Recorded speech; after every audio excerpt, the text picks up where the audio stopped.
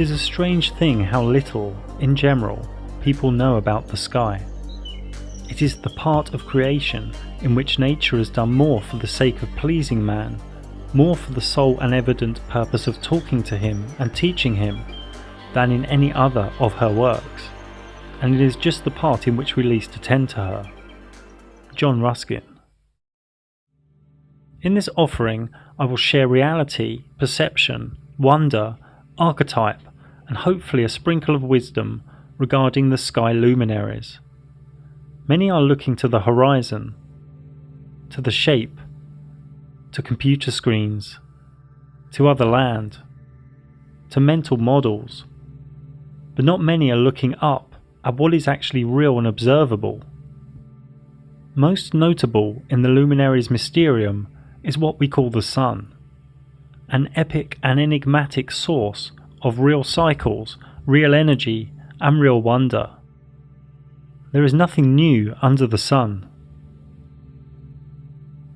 Truth is singular and eternal. The sun is a focal point of life-giving heat and light. Only a fool states they know what it is.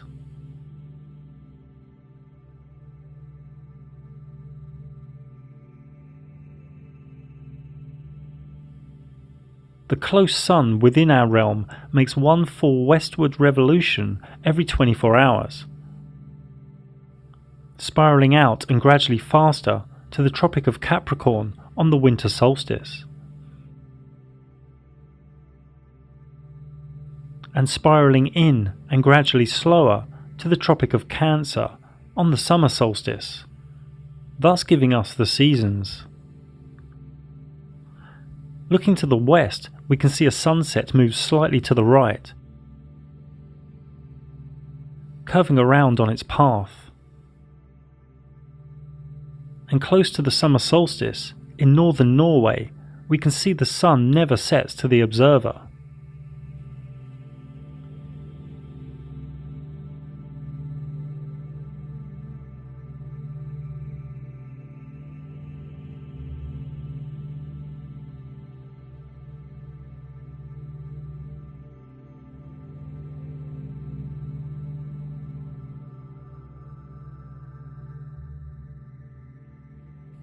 Here is another way to view the summer solstice. The smaller dome here is a human's observable area, and the larger dome could be presented as a flat sky. This is still an unknown. Here is another way to look at the equinoxes.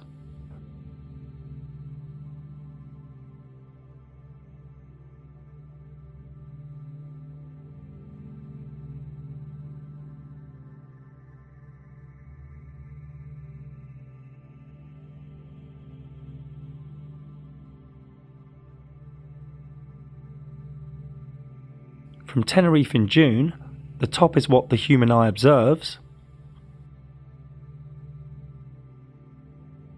and below is what is really going on.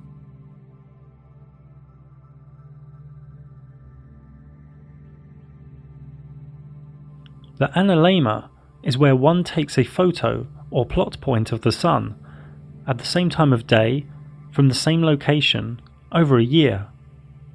This is from Hong Kong in the Northern Hemisphere, and there is a bigger loop for when the sun is in the Southern Hemisphere, because the sun covers more distance there in its orbit. This clearly shows that the orbit of the sun expands and contracts. It matters not if the analemma is taken from the equator or from the Southern Hemisphere either. The southern loop is always bigger, as one would expect. Here in Stellarium, I have set the time to 5 PM in Europe, faced southwest, and turned on the ecliptic, which is the sun's path. When we keep jumping 24 hours ahead, we can see the sun has completed one orbit each time, and in late May we can see it's getting higher in the sky towards the summer solstice on the 21st of June, and then starts to go lower in the sky towards the winter solstice in December. Don't let anyone sell you the 23 hours and 56 minutes a day nonsense.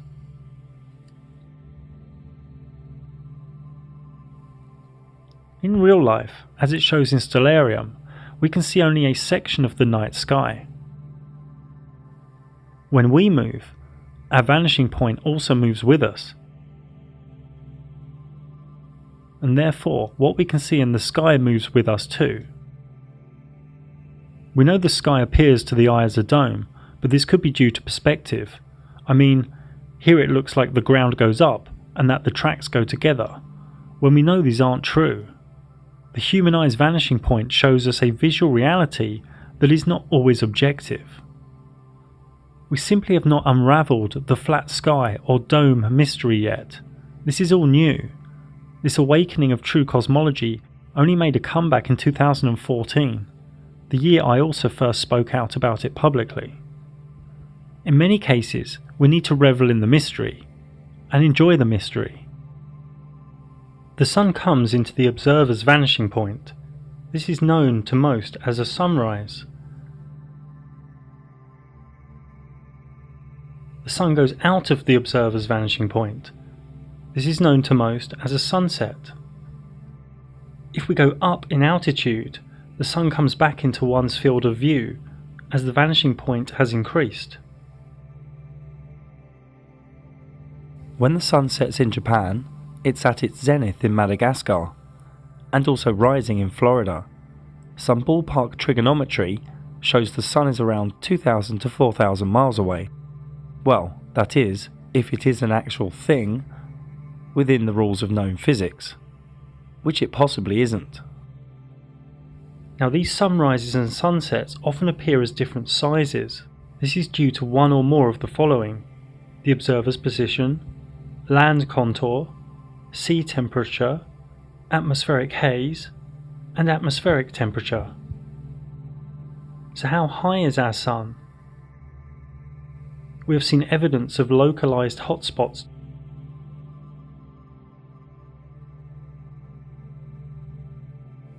This blue sky layer is around 15 kilometers thick. Why it's blue, nobody really knows.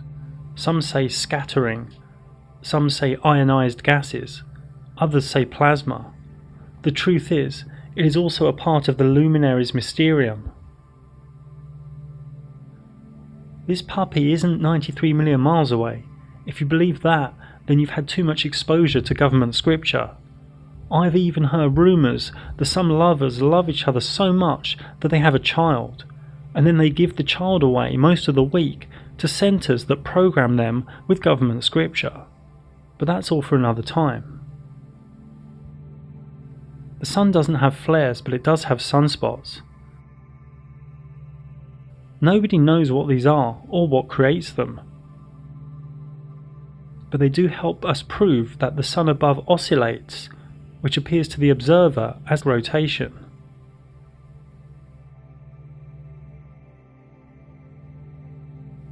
The actual light of the sun does many wondrous and irrational things, near impossible to work out logically. Here is the model for sunlight observation for various months.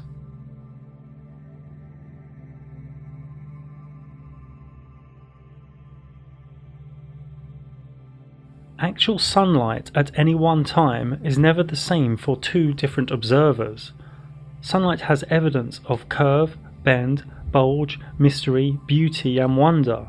The reasons are unknown, and that makes so many uncomfortable.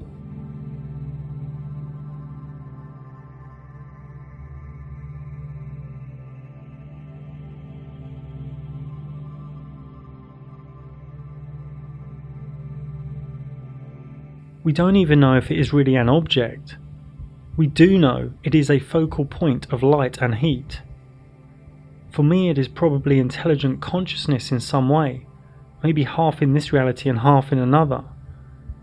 It could just be far beyond our comprehension altogether, a reflective or geometric masterpiece of spiritual consciousness, a luminary of the Mysterium. The sun has been worshipped and measured for aeons. The Aztec sunstone calendar marks our present world as the fifth sun to them. The Aztecs saw themselves as the people of the sun, whose divine duty was to sacrifice blood to provide the sun with its nourishment. In India, the Konark Temple of the Sun in Orissa, from at least 2000 BC, has complex and intricate sundials. These 24 wheels use complex and detailed shading and measures a magnitude of different units of time and cycles, mostly from sunlight. All around the world there are symbols for the sun, and temples aligned to the sun, marking the solstice and equinox. Astrologically, the sun represents one's basic personality, ego, and outward vitality. It rules the star constellation of Leo. There are many sun gods all around the world, from Egypt to India, and to the current Jesus archetype in Christianity. Now, much of Christianity is about the sky luminaries, known as astrotheology. Jesus is the Son of God, the sun that travels through the 12 zodiac signs. 12 disciples he travels around with, 12 brothers of Joseph, 12 tribes of Israel. The Last Supper painting by the alchemist Da Vinci shows all the zodiac signs having the Last Supper of the year before the crucifixion of the sun in November, after the kiss of death by Scorpio, Judas. The birth of Jesus on the 25th of December is when the sun rises from its lowest point of the year. The sun is born. Now, these stories you can find in other sun deities that are much older than Jesus. The Roman Emperor Constantine, pretty much the founder of Christianity, was a sun worshipper, even after he gave Christianity to the masses in the early 4th century. He also changed the day of worship from the Sabbath to Sunday. The sun was a big part of the secret recipe for the Hermetic alchemists, for the creation of the Philosopher's Stone. And it sits at the centre of the Kabbalistic tree of life. In the Srimad Bhagavatam, it states in 11.22.31, "Sight, visible form, and the reflected image of the sun within the aperture of the eye all work together to reveal one another. But the original sun standing in the sky is self-manifested. Similarly, the Supreme Soul, the original cause of all entities, who is thus separate from all of them, acts by the illumination of his own transcendental experience, as the ultimate source of manifestation of all mutually manifesting objects." Democritus, in BC, said a quote that will help us as we continue through the other luminaries. "It will be apparent that it is difficult to discern which properties each thing possesses in reality." The moon is the other large luminary in the sky. It has always been an enigma. It has always been worshipped, and its energy through its mystical phases affect much life in this reality. A mystic once said, "Look at the moon in the sky, not the one in the lake." Another said, "Moonlight drowns out all but the brightest stars."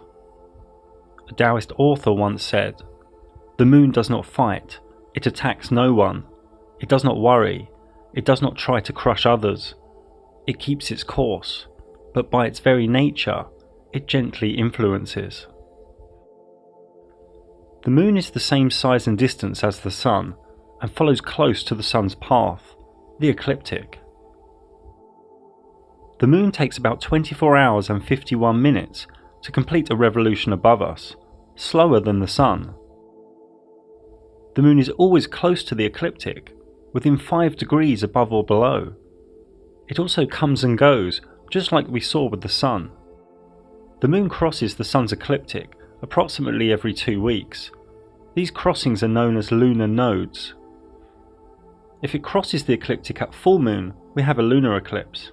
If it crosses the ecliptic at new moon, we have a solar eclipse. Remember this for later. The moon takes an average of 29 days, 12 hours and 44 minutes to go through one lunar month, one lunar cycle. From new moon through waxing, full, waning, back to new moon.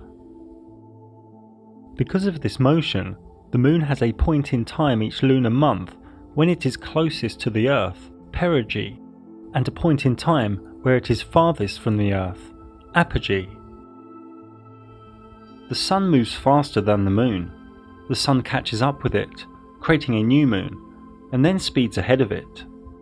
More accurately here, we can see the lunar phases are caused by the relative geometry of the moon to the Sun in the flat Earth sky. These two luminaries are linked by what one could call pranic, magnetic electro, or chi energy. The first quarter moon is when it is half illuminated and occurs when the Sun and Moon are 90 degrees apart in the sky.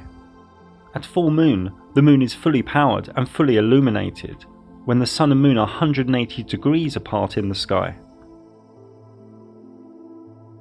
The moon self-luminates and self-deluminates. It powers up and powers down.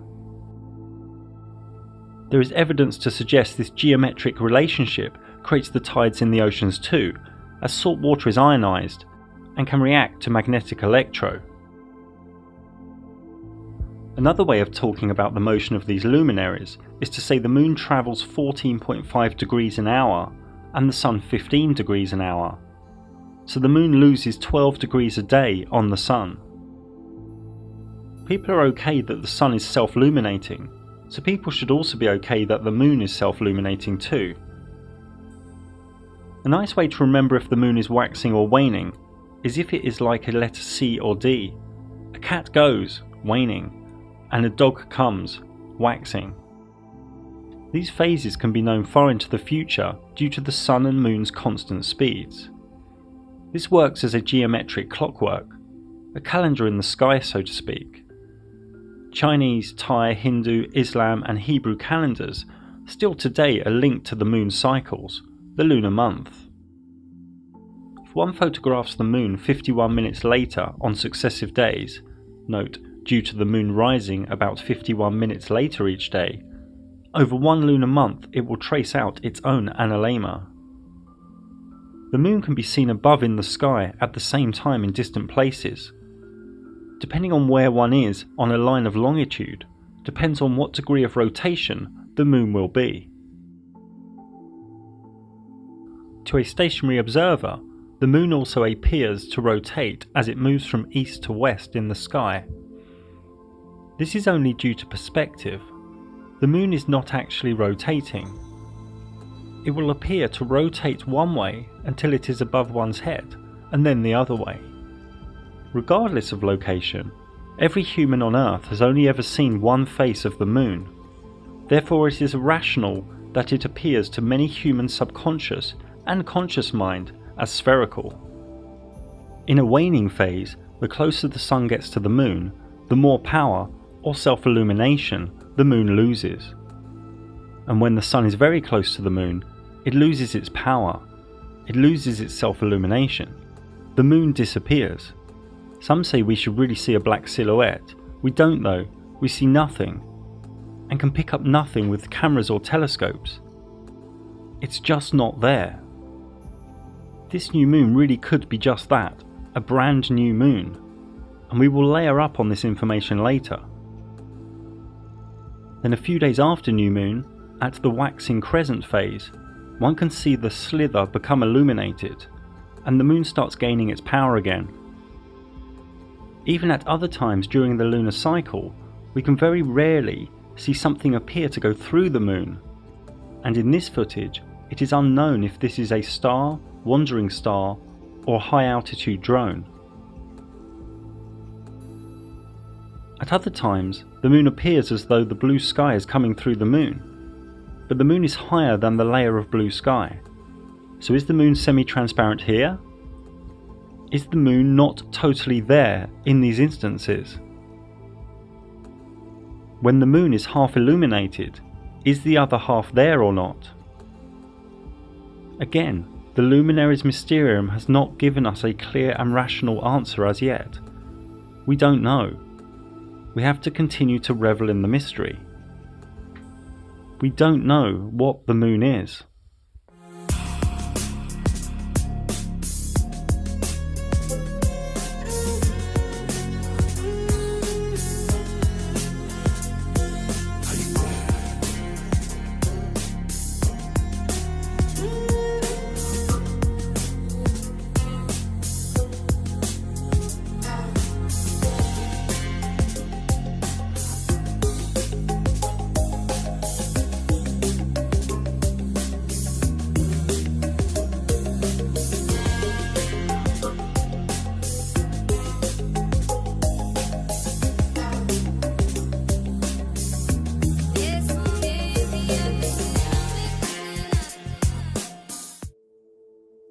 We don't know what craters are. In truth, they are just different shades of light and dark. Worth noting though, that in the electric universe community, laboratory experiments using electric arcs by plasma physicist C.J. Ransom created craters. Is the mainstream story for the 22-degree halos another wild myth? It's almost as if the moon and sun are piercing into this reality, or piercing into a layer in our sky. Both look like spheres to our subconscious, but simply this cannot be so. The moon gives us energy for sure, but whether it is a projection, an actual object, or even an old malfunctioning sun, we don't know. The word eclipse comes from a Greek word meaning abandonment. Quite literally, an eclipse was seen as the sun on a solar eclipse and moon on a lunar eclipse, abandoning Earth. The lunar eclipse is only possible exactly on a full moon, when the sun and moon are directly opposite, and also when the moon is at the crossing point of the ecliptic, at the lunar node, when H1 and H2 in the image are at the same altitude. This is all akin to a super tight and accurate astrological aspect of opposition. Any solar year has a minimum of 4 eclipses, 2 solar and 2 lunar, and it is possible to have up to 6 or 7 eclipses in a single solar year. The moon is full, fully charged, and then it loses power, preparing energy, retracting. Then it sparks, surges, pulses. The moon becomes reddish as it continues its potent energetic link with the sun. A pranic or magnetic electro handshake with the sun. Blinking, flickering. It seems to be a reset of sorts, or more wildly, a malfunction or false kickstart of an old sun trying to recharge itself, and then it regains power. The lunar eclipses are seen where it is night time, and over a massive land space with the same intensity. They last for a few hours, much longer than the minutes of a solar eclipse. The change in colour during a lunar eclipse is seen simultaneously by people in different continents, and because of this, the obstruction theory from old Vedic myth is impossible. The theory that it is obstructed by another celestial body, such as Rahu, Ketu, Shadow Planet, Mount Meru, Black Sun or Lilith, is easily debunked, as it would only be visible in a small location. You see, with this lunar eclipse, any obstructing body would be huge, many times bigger than the moon. The solar eclipse has caused fear and been associated with myth, legend and superstition throughout history. Even today, an eclipse of the sun is considered a bad omen in many cultures. Esoterically and astrologically, I would say never make a big life decision near or on an eclipse, only unless you really know what you are doing with bringing the energy down and harnessing it. Predicting eclipses has been going on for millennia too, as early as 600 BC by Thales. Saros astrology can predict eclipses, and this goes back to Chaldean and Babylonian astronomers. A solar eclipse is only possible exactly on a new moon, when the sun and moon are directly together, and also when the moon is at the crossing point of the ecliptic, at the lunar node, when H1 and H2 in the image are at the same altitude. This is all akin to a super tight and accurate astrological aspect of conjunction. Now, many strange humans think there is 93 million miles between these two luminaries, and one is 400 times bigger. This is where the moon is. It cannot be anywhere else. But as we saw earlier, the moon is transparent, stroke disappeared, at this time. We believe the moon is passing over the sun. It should be. But looking at these filtered images, nothing is there. It matters not what one does with telescope or imagery software, one cannot find a trace of the moon. It is as though the sun eats itself. It's really important you understand the moon is not there. Then you might wake up to the magic and mysticism of this realm we are in. Totality during a full solar eclipse can only be seen from a very small area on Earth.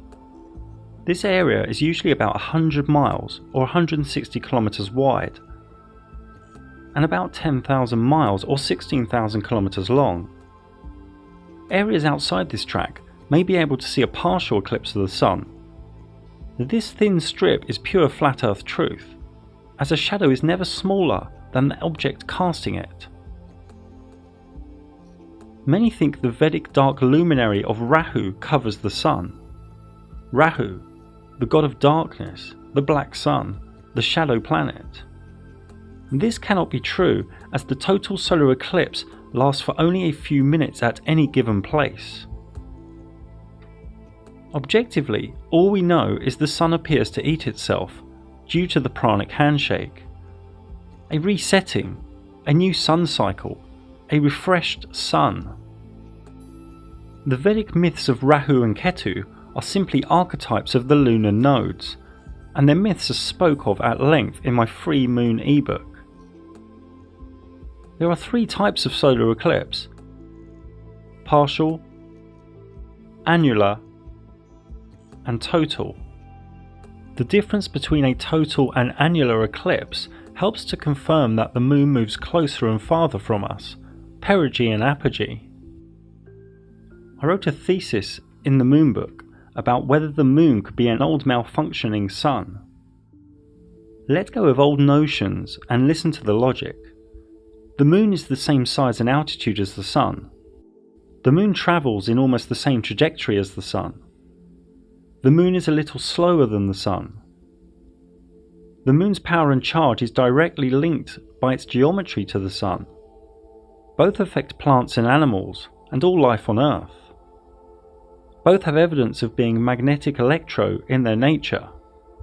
There are many ancient myths as to which sun we are in.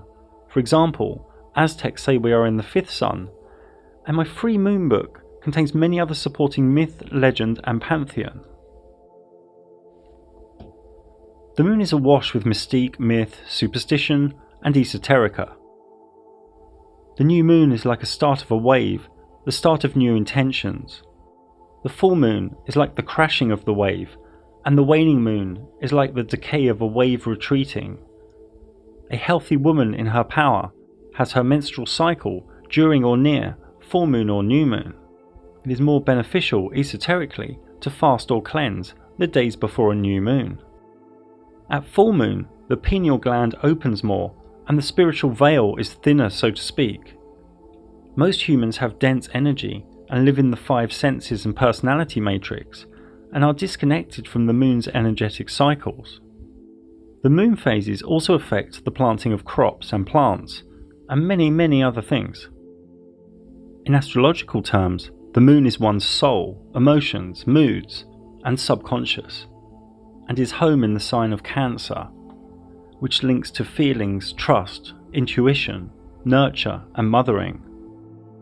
The moon has over 100 deities from all around the world, dating back millennia.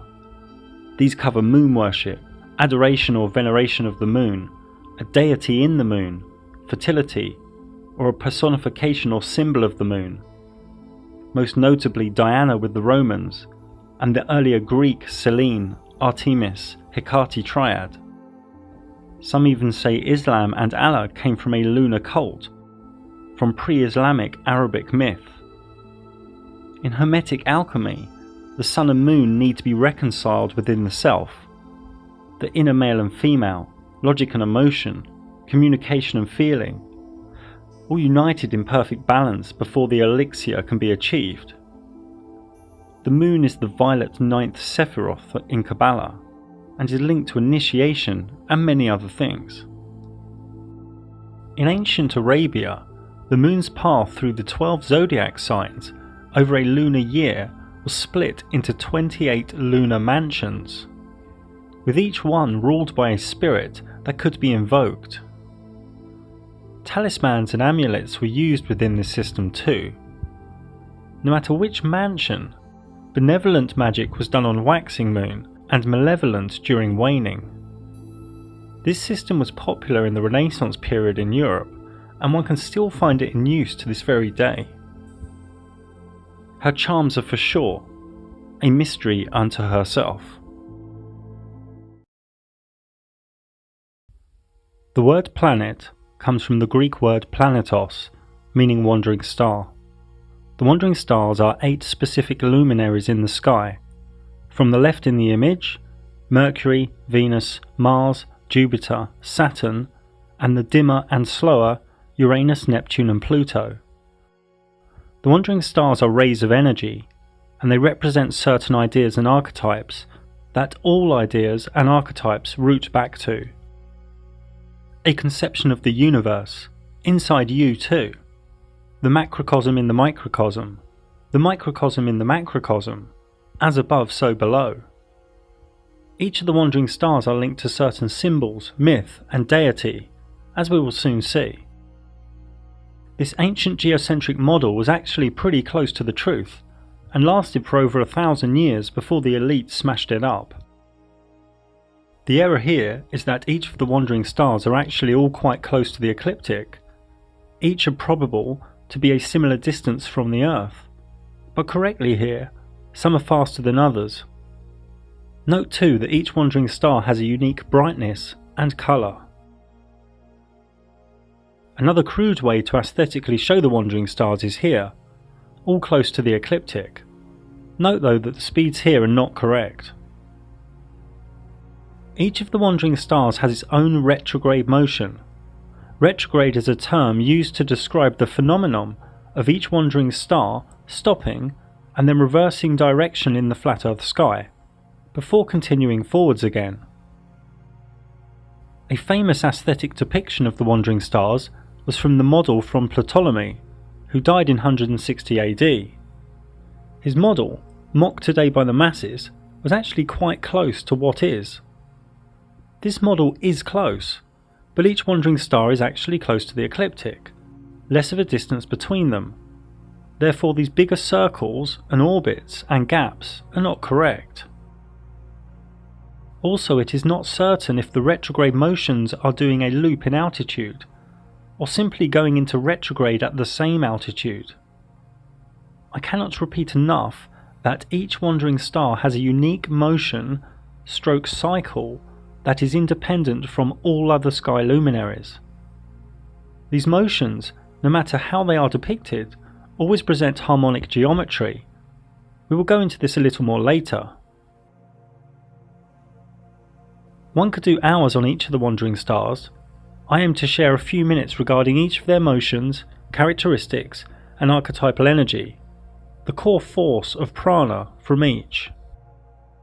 Mercury comes from the Latin of miércoles. It has an English translation meaning Wednesday. Mercury rules Wednesdays.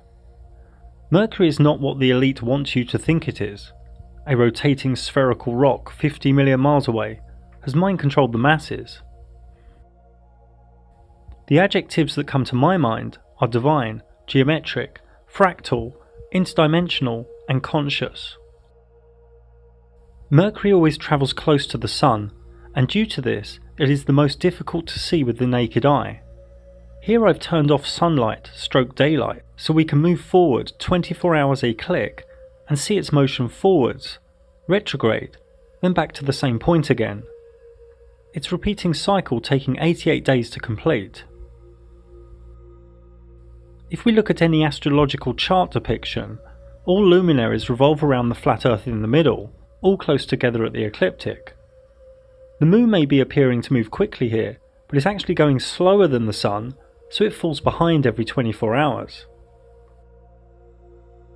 Mercury stays close to the Sun, passing it, then retrograding behind it. Does Mercury orbit the Sun? Is this a loop, like Ptolemy thought? We don't really know for sure, but it is probable at least sometimes due to Mercury sometimes not passing behind the Sun, but passing in front of the Sun, 13 or 14 times per century, known as the Mercury transit. Now one needs special filters to witness this, and it helps prove just how small the wandering stars are. The next Mercury transit is in November 2019, then in 2032. This event lasts about 6 hours or so. So usually Mercury passes behind the Sun, or does it do something similar to the Moon and disappear when close to the Sun? Who's to say it hasn't disappeared when in front, and the black circle is due to some magnetic electro or pranic handshake, akin to a solar eclipse? It is said that Mercury has phases, just like the Moon, a long 88-day cycle to complete the phases. This graphic is crude. I'm again not saying it loops, and this could be drawn as a straight line or an ellipse or a circle, but it shows, like the Moon, the side closest to the Sun is self-luminated. That the 26% phase on the left is bigger than the 51% phase next to it. If these images are trustworthy, this would suggest a looping higher in altitude during retrograde. Mercury astrologically signifies mind, learning, communication, thoughts, logic, reason and knowledge. It rules the constellation of Virgo, Earth, the energy of intellectualism, rationale and practicality, the orderly and helpful ray of service that overconforms.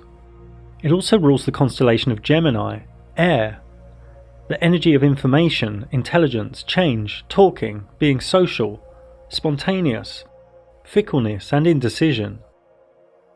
Mercury retrograde is feared more than other retrogrades of other wandering stars. In retrograde, the power and force of the ray of energy is weakened. It's gone back on itself. In Mercury retrograde, electrics can play up, communication and contracts can be delayed or have misunderstandings. It's a time to back up, re-look at things, and not to start big new projects, sign new contracts, or to buy new electrical goods, properties or vehicles. The most notable deities and archetypes linked to Mercury were the Roman god of wealth, word and commerce. Also Hermes, the Greek god of alchemy, born from Thoth, the Egyptian god of writing, knowledge and the Emerald Tablet. In Kabbalah it is the 8th Sephiroth, and linked to many other things. Venus is from the Latin word Viernes, meaning Friday. Venus is far from what your local gatekeeper school science teacher thinks.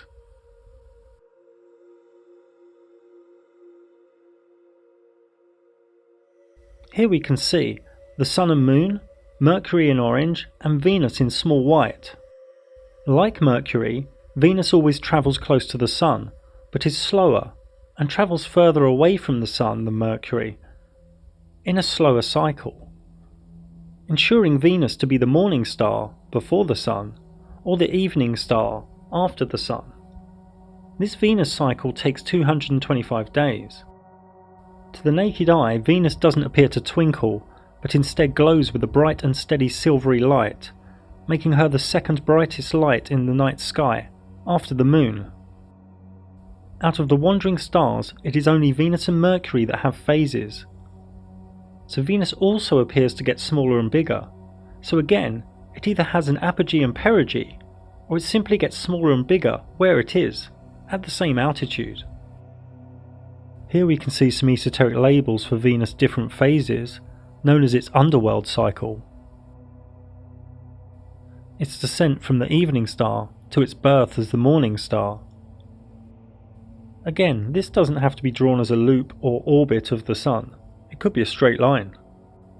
Her full synodic cycle, from inferior conjunction to inferior conjunction, takes near 584 days, or about 1.6 years. This is due to the interaction of Venus's 225-day cycle with the 365-day solar cycle. Now Venus, whether it loops around the Sun or not, when it conjuncts with the Sun, it creates these 5 points. And these 5 points are in perfect geometry above us. This is known as the Dance of Venus. and these 5 points make the perfect pentagram. Fractals in the sky. This was all known to the mystics of the Renaissance period. This is the current Venus cycle within its current dance. Venus also creates geometric patterns with Mercury, all from a random Big Bang, they tell your children, via their worldwide mind control program. Venus is the only other wandering star, as well as Mercury, that sometimes appears to pass in front of the Sun. Like Mercury, we don't really know if it is in front of the Sun, or in the Sun, or if it disappears like the Moon due to some pranic handshake. A Venus transit is more rare though. This reoccurrence pattern of 8 plus 105.5 plus 8 plus 121.5 years repeats itself in the catalogue of Venus transits. An example of this pattern is in the transits of 1874, 1882, then 2004 and 2012. Note that Venus appears larger than Mercury when transiting the Sun. Now if one takes a photo from the same location every 24 hours, over 113 years, one sees another dance between the Sun and Venus. One gets an analemma. Here is an analemma from Venus and Mercury.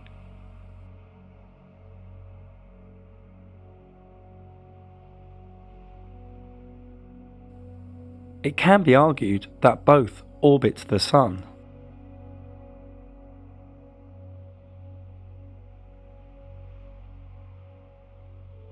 But it may not be the case. Look here. This dot is moving in a simple elliptical path. But if other dots are added, it appears to now go vertical. Vertical up and down, but side to side. It is only elliptical when presented alone, so don't jump to conclusions with Venus and Mercury. Venus astrologically signifies aesthetic beauty, romance, courting, relationship dynamics, gentle harmony, grace, and the sensual feminine. It rules the constellation of Libra, air, the energy of balance, harmony, the lover, analysis, and strong mind. It also rules the constellation of Taurus, earth, the energy of nature, luxury, possessions, and grounded endurance. Venus retrograde is not really the time to start new big relationships or to get married. Linked deity and archetype include Isis, Aphrodite, Cleopatra, and the Roman goddess Venus. In Kabbalah, it is the 7th Sephiroth, and this tree of life is many things, including a meditative glyph and a table of classification, where every myth, herb, gemstone, scent, and deity ever known will find its rightful place upon the tree, in a Sephiroth or in one of the 22 paths. The old Mayan Dresden Codex was all about accurately measuring Venus cycles, and on the last page depicted a cataclysmic flood. Mars, Saturn and Jupiter are less complex. They simply move around the ecliptic with no care for the Sun or any other luminaries. They each sometimes go retrograde too, but no phases and no transits. Luminaries in the sky, simply doing their own thing. They say Mars has 2 moons, Jupiter 64, Saturn 62, but there is no evidence these are moons. We can just see a few small luminaries in the sky that hang out with a bigger luminary. There is also no evidence of any rings at Saturn.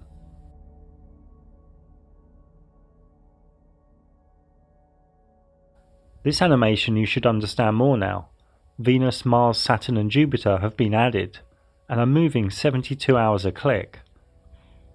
Mars takes 687 days to complete its cycle. Jupiter takes 12 years, and Saturn takes 29 years. If you don't understand this animation fully, don't worry, we will layer up more later. Again, due to their retrograde motions, many geometric patterns can be found between these wandering stars. Mars rules Scorpio and Aries, and is the energy of the daring warrior, strength, action, destruction, the male principle. It's linked to gods of war. Jupiter rules Sagittarius and Pisces. It is the energy of expansion, journeys, faith, wealth, mercy and fortune, and is linked to deities of justice and kings. Saturn rules Capricorn and Aquarius. It is the energy of restriction, limiting, discipline, solitude, structure. It is linked to deities that reap. Many people freak out due to the archetype of Saturn that eats children. This is really just to show that it is slow and returns when one is no longer a child. But for sure, the current elite do like to munch on a child sandwich when they get together. In Kabbalah, Mars is the 5th, Jupiter the 4th, and Saturn the 3rd Sephiroth. And again, each force of energy has many attributes in the Kabbalistic tables of correspondence.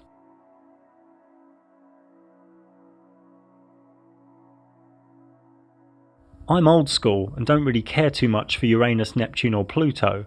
They are so dim and slow, and they were only discovered in recent centuries. They say Uranus has 27 moons, Neptune 13 and Pluto 5. Again, just tiny lights in the sky that hang out. These three generational forces simply move around the ecliptic super slow. Uranus takes 87 years, Neptune 165 years, and Pluto 248 years to get back to the same place, on the ecliptic. To complete their cycle, to get back to the same place on the ecliptic. They are known in the matrix as outer planets, but in reality they are simply dimmer and slower, and there is no evidence they are further away. Due to points of retrograde over tens of thousands of years, Uranus and Neptune will do their own geometric dance. Uranus is the energy of rebellious change, freedom, revolution, and awakening. Neptune, the energy of dreams, mystic awareness, and idealism. Pluto, the energy of subconscious forces, death and rebirth, power, obsession, and truth. There is a whole host of geometry in the sky when looking at various combinations of wandering stars, but no evidence of spheres, rocks, gas giants, light years, or any other of the government fairy tales. The wandering stars are each magnificent and radiant forces of energy that contain the human psyche and our subconscious archetypes. The wandering stars have many tables of classification and attributes.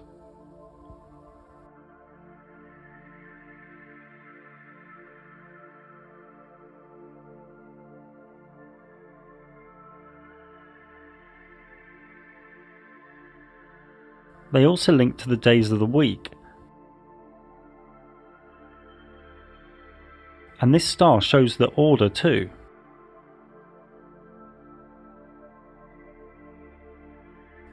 Now, in the time of alchemy, Greek mystics, and then the Renaissance period, many mystics created art of what is known as the celestial spheres.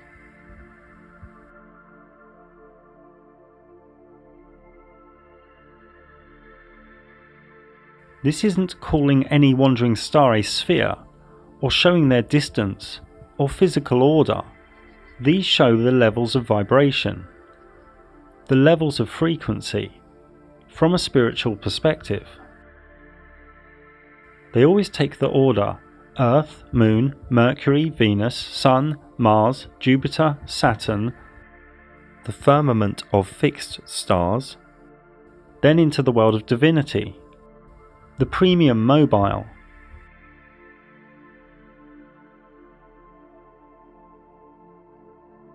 paradise, infinity. Many allude to the idea a council of gods reside here, each from one of the celestial spheres, each of the wandering stars. Through the celestial spheres, into heaven. Even Dante alluded to this in his cosmology. As did Robert Flood. But what does this all really mean? This is all Kabbalistic, the soul's journey to Godhead while within the body, within the same carnation, starting at 10, the 4 elements on earth, up to 1, the Godhead. In Kabbalah, when we actually see a wandering star with our eyes, for example Jupiter, this is the densest of the 4 worlds within that luminary. There are another 3 levels of vibration spiritually for each wandering star that the eyes cannot see. And Kabbalah uses these forces as a climbing frame and roadmap, so to speak. Many of you have fear of this information and call it bad, but Kabbalah and rays of energy in this realm are neither good or bad, they just are. The key is really the individual's own level of purity. I go into this much more in a book I wrote over 10 years ago now. Now, Cornelius Agrippa was a German theologian and Christian mystic. He wrote the Arbitell in the early 1500s. In his system, he created a clean and divine way, using the correct day and planetary hour, of having commune with the God force from each of the celestial spheres, from each of the 7 sacred wandering stars, also known as the Olympic spirits from ancient Greece. These are like the one thing on a lower arc. They are fragmented aspects of its power. The Arbitell tells us that Olympic spirits, well, gods that rule the wandering stars, inhabit the firmament, which was the air and regions of space that held the stars together. The job of these gods is to declare destinies so far forth as God allows them. The gig here is not to worship the Olympic spirits, but to balance them in oneself and then move on to attain a unity with the God who expresses itself through these 7 rays. In the great book Corpus Hermeticum, it states in the book of the Sacred Sermon, "And the gods were seen in their ideas of the stars, with all their signs, and the stars were numbered, with gods in them."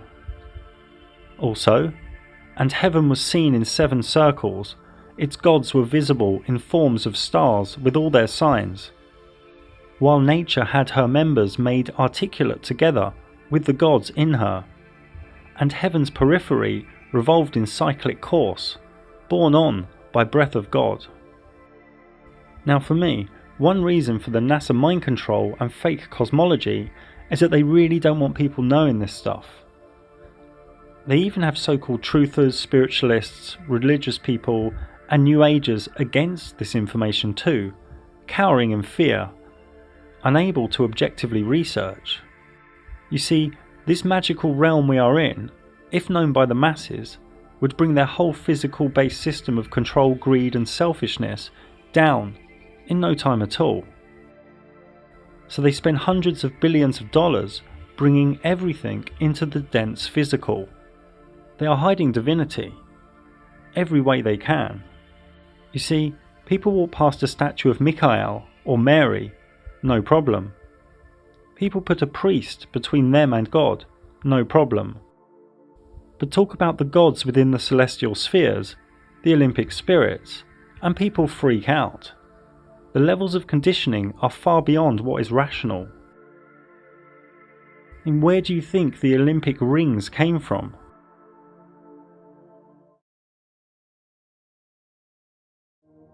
The blanket of fixed stars all move in unison, as one, with next to no evidence of any parallax. The blanket of stars are probable to all reside at the same altitude, behind and higher than the wandering stars,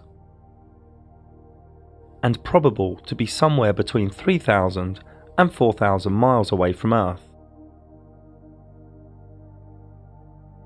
There are under 10,000 stars visible to the naked human eye, and because of the human eye's vanishing point, one can only see less than half of those from where one stands.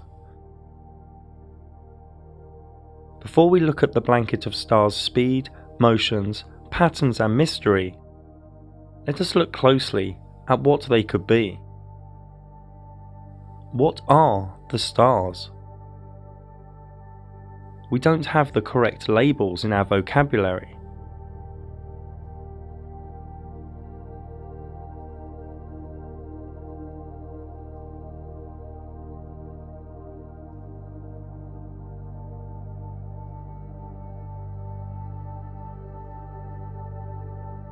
The words that arise for me are geometric, intelligent, fractal, divine, holographic, interdimensional. Some even appear as diamonds. Some hollow.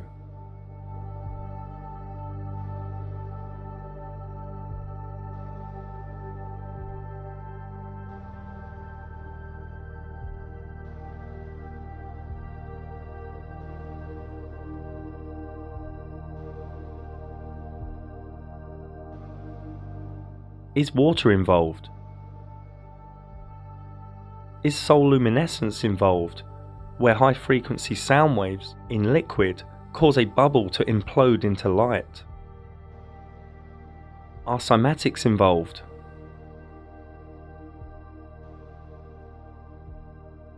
The language of resonant frequency?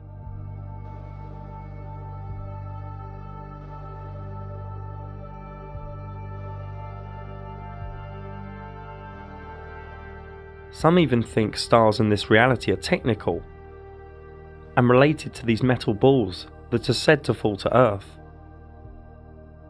If one zooms past a star and then increases the brightness, it can appear to the eye like the star is indented into the firmament. This is 160 times zoom, at sunset, with clear visibility. We just don't know. The Luminaries' Mysterium cloaks its secrets from us.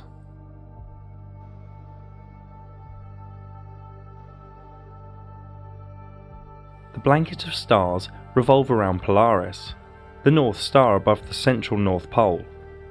With time-lapse we can see this, day after day, rolling out the lie of four motions. To find Polaris in the northern sky, just look for Ursa Minor or Ursa Major. From Chicago we look north and we see the stars rotate around Polaris, and from Paris.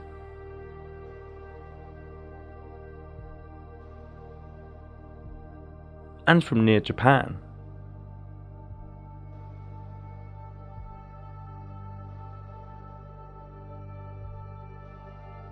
This is from southern Spain.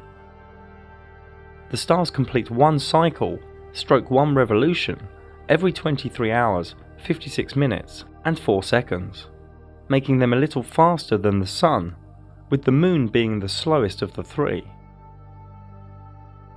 Here is a macro way to present these northern star trails.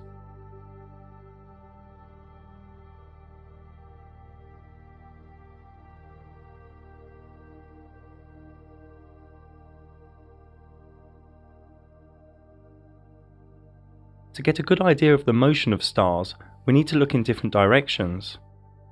Here is from Arizona, in southern USA, looking west,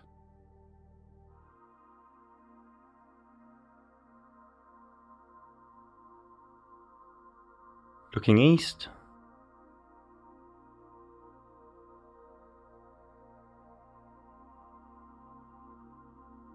looking north,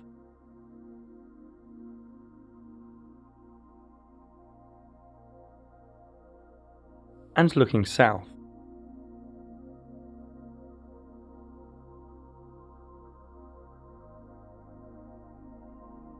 There is a ring of 12 star constellations behind the ecliptic, known as the signs of the zodiac. This is the same even if one is in Chicago, North Mexico,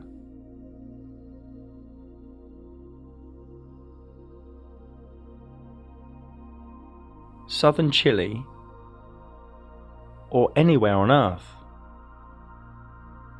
So if one splits the circular 360-degree ecliptic up into 12, one gets 12 times 30 degrees, each being a sign of the zodiac, which all takes 23 hours, 56 minutes and 4 seconds to revolve above us.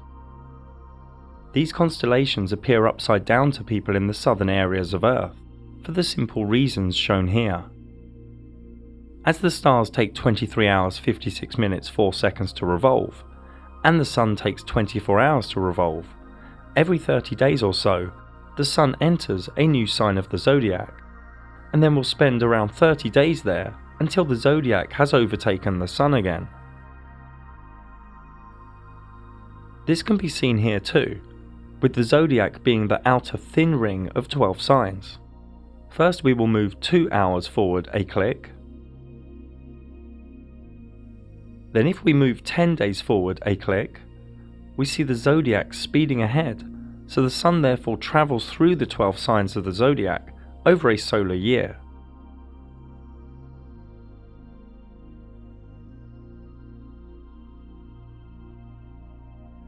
Due to us knowing all of the main speeds in the sky now, here is the approximate time each luminary spends within each of the 12 signs of the zodiac. We will come back to the zodiac again soon. Many naturally think, whether under a dome or a flat sky, that all the stars move in unison the same way, but this isn't so. South of the equator, an observer can see a wheel in the sky to the south, spinning in the opposite direction. And here are more examples.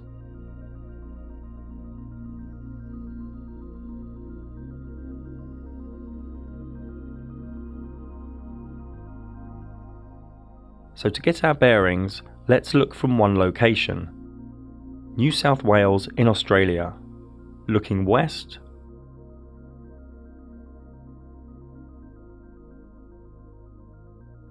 looking east,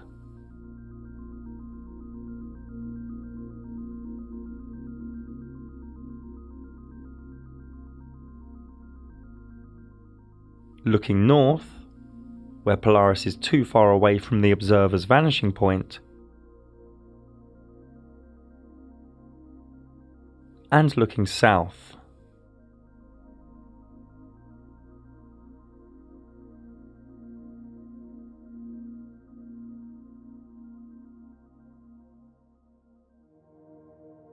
So this wheel at the south is interesting for 2 reasons.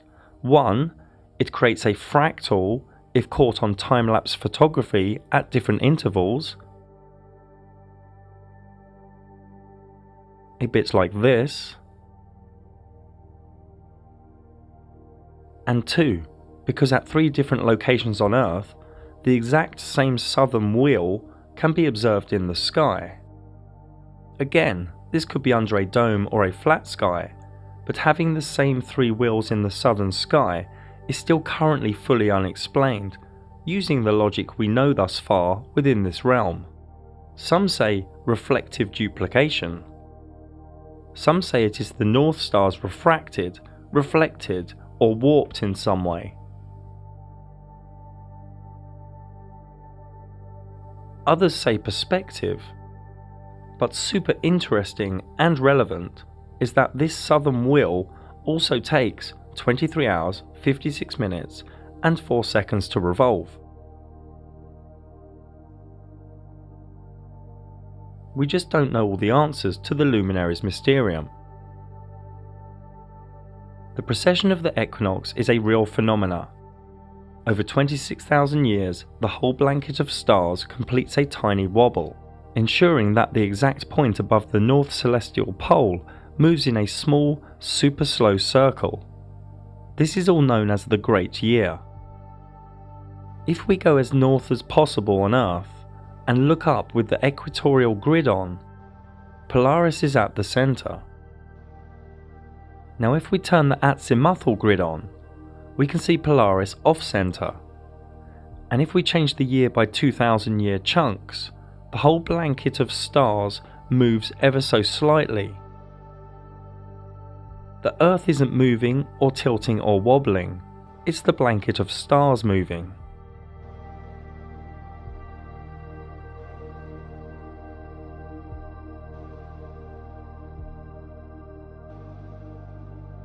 This movement in the sky is very slow, 1 degree every 72 years, so 360 degrees, a full revolution, every 26,000 years. The motion of the stars is like this. The zodiac signs move in one direction on the ecliptic, but the wobble is in reverse, hence the words precession of the equinox. So recently, from the age of Taurus, through to Aries, through to the current age of Pisces, and soon into the age of Aquarius. On every spring equinox, the sunrise to the east has the current age behind it, and we are coming out of Pisces into Aquarius. And due to the 1 degree wobble every 72 years, every 2,160 years or so, humanity enters a new age. Here is the equinox sunrise for the year 4178, deep into the age of Aquarius. So the sun goes slowly through all 12 signs in reverse on the spring equinoxes, before completing the great year, the precession of the equinox. This new age of Aquarius is arriving within the next 200 years or so. Aquarius is open-minded, inventive, intellectual, reformative, and adventurous. It is also unpredictable, defiant, unemotional, and rebellious. It focuses more on the group than the singular. The current system in illusory Pisces is already in its dying days before this new age ushers in. Moving on, the astrolabe is a beautiful and intelligent device, and can be traced back to around 200 BC. It has many uses, such as the sun's path and the time of day. It's made up of 4 plates and a ruler, and together each part has specific uses for measuring, observing, and calculating. The device can be used for star locations, cardinal directions, wandering star positions, sunrise and sunsets, eclipses, and so much more. And this still works today. No CGI and no Wi-Fi needed. Another device, the planisphere, can be traced back to the 1500s. This can display the visible stars in the sky for any time and date. And this still works as was designed. No 5G required. Both the astrolabe and the planisphere were totally designed within and for the Flat Earth Luminaries Mysterium. The zodiac is a wealth of energy, wisdom, archetype, and meaning. Nobody knows who first grouped the 12 constellations on the ecliptic, but it is ancient, received from a higher state of consciousness, pre-flood for sure. Each sign has been anthropomorphized as figures, animals, and archetypes. Each sign has been studied and wondered over by mystics, astrologers, healers, and artists. The zodiac splits up the 12 months, 4 seasons, solstices, and equinoxes. Each star in the sky gives us energy, and why would you not believe that? The luminaries of the sun, moon, and wandering stars give us energy, and each star also gives us energy.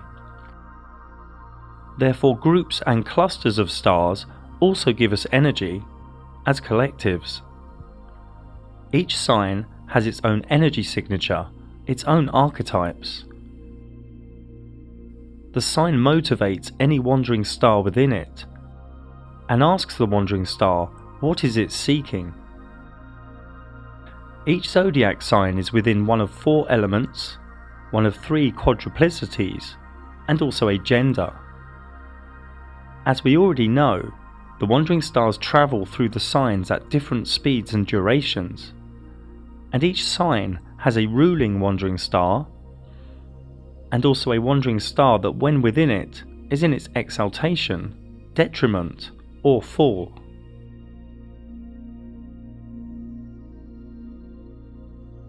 What zodiac sign a wandering star sits in is key to how the wandering star is filtered, how the ray of energy plays out, how it functions, how it's motivated.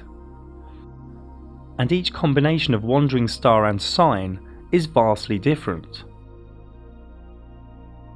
You should understand most of these symbols now. Think of each wandering star as a function of the psyche within all human beings. Think of each zodiac sign as the location of what the particular psyche function is seeking, how and where it will play out. So this is what astrology is, the wandering star and the zodiac signs in constant movement behind the ecliptic. And their infinite amount of combinations allow for luminology/astrology to be achieved, recorded, projected and practiced. This is a repeatable science. Edgar Cayce once said, "The signs of the zodiac are karmic patterns, the wandering stars are the looms, the will is the weaver." The aspects are some specific geometry between the wandering stars on the circular ecliptic. Each human has a unique personal astrology chart for the moment he or she was born, a natal chart, or soul blueprint. This natal chart holds one's talents, challenges, emotional and communication dynamics, evolution, and much more within it. The energies of the 12 signs are already within each human being, but each human being has a different balance of them, with amplifications and gaps. The evolutional quest is to be a perfect balance of all 12, all radiating in their best octave. Remember, all 12 signs and all the wandering stars each have a specific energy. When an energy is too amplified or overpowered, it spills into shadow traits. Each of the energies can also be latent, weak, or underpowered in one's chart. The natal chart really yields gnosis on the self. Each day, the different permutations of geometric aspects in the sky and the combinations of energies in the sky all create flux in this reality. It gets human dynamic and interaction in this reality moving and changing. If one overlays one's natal chart with today's sky chart, or tomorrow's, or next week's, or any date or time in the future, one can see what energies are at play and navigate that moment, or that hour, or that day, whether it be a meeting, or a wedding, or a new project. And the elite really don't want you to know this stuff, but Wall Street, governments, and the military all use this science of the sky. Remember, astrology is not something to live underneath or fear. It is a tool.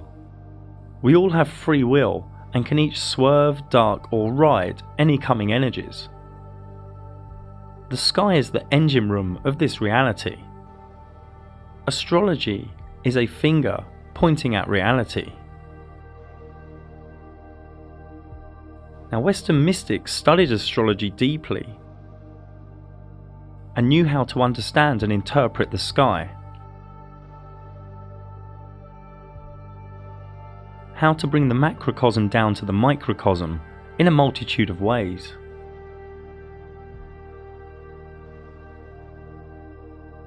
Many self-initiatic mystery schools had an experience where, in a vivid dream or altered state, all the stars would fall into the person at once, and the initiate would wake up with a jolt, at a higher vibration, changed. You may think this is folly, but this is real.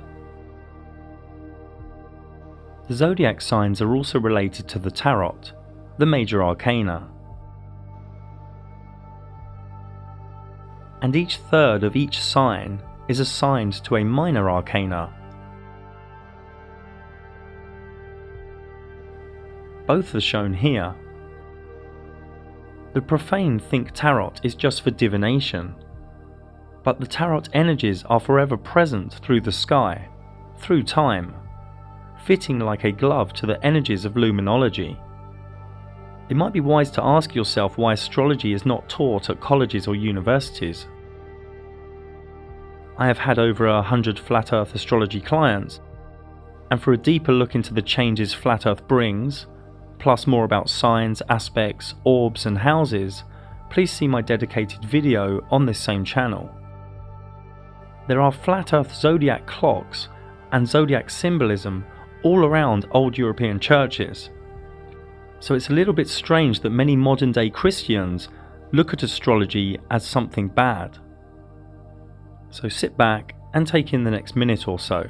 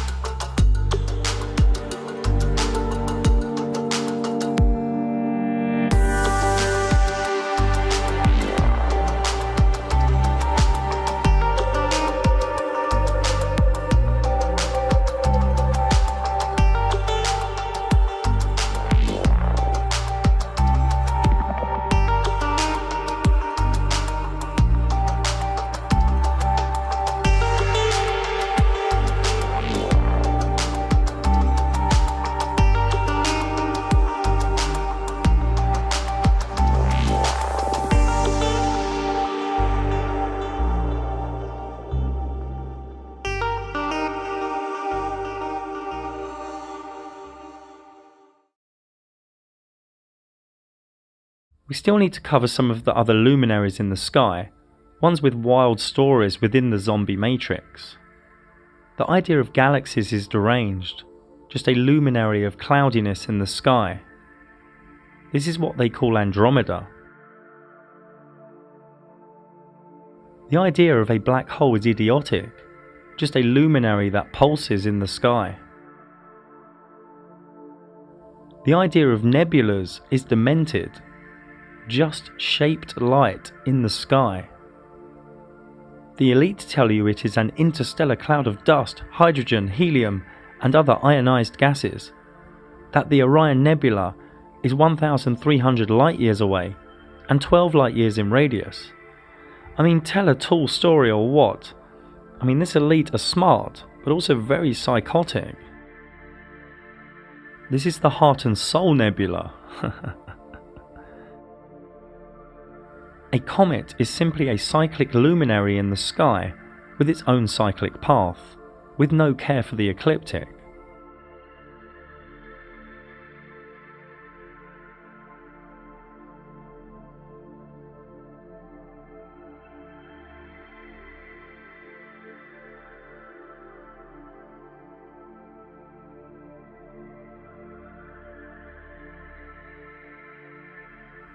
Shooting stars are simply lights that wisp across the sky, appearing randomly, but often at synchronistic moments. These are not meteorites. There is no evidence of these so-called meteorites ever landing on Earth. If these were real, every month or so a house or a building would be destroyed. The very rare and very dodgy articles from the Smithsonian Institute, which have previous if you know my work, and other mainstream news agencies don't really give us any hard evidence.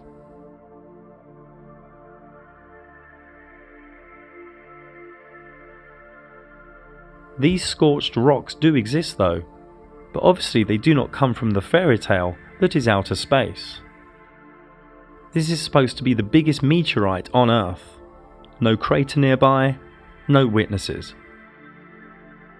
Now, to diverse just a little bit, giant craters probably were created from sinkholes or from some ancient technology. We don't really know. But we do know that a lump of rock didn't land and then just vaporize on impact. And we know that a fireball making a big dent in the ground isn't really rational. More on the cover-up of meteorites and craters is in my Edge documentary. Now, meteor showers are just cyclic, wispy luminaries that come in groups. The Perseids shower every August is the brightest. The dense and cloudy area of stars in the sky is known as the Milky Way. This is not really what this was called. This was called the Great Rift, or the Dark Rift, by different people all around the world. I did a whole documentary exploring some of the ancient myths and knowledge surrounding this area of the sky luminaries. Feel free to check it out. The Northern Lights are highly probable to come out of the North Centre. We don't know what they are, but they must be linked to magnetic electro and /or divinity. The light pillar phenomena occurs rarely and randomly where it is cold. The story of ice and optics doesn't work for me. Going full cult scientism on divine beauty is fool's work. The sky is a giant calendar.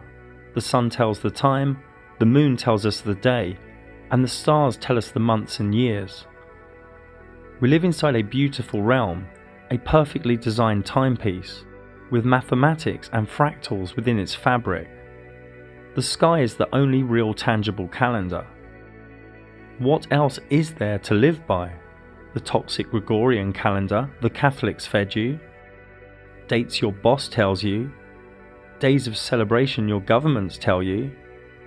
Or is it wiser to live by the energies and events in the sky, the dance of the luminaries, the art of astrology, which is happening above your head, and you don't give it a moment's thought because you've been conditioned not to care or wonder or contemplate? This realm is divine. It is created by higher consciousness, a higher power. The luminaries' dance of geometry allows the one thing to weave energy into this dimension through rays of energy. A subtle and gentle communication to our minds and souls, forever changing the permutations,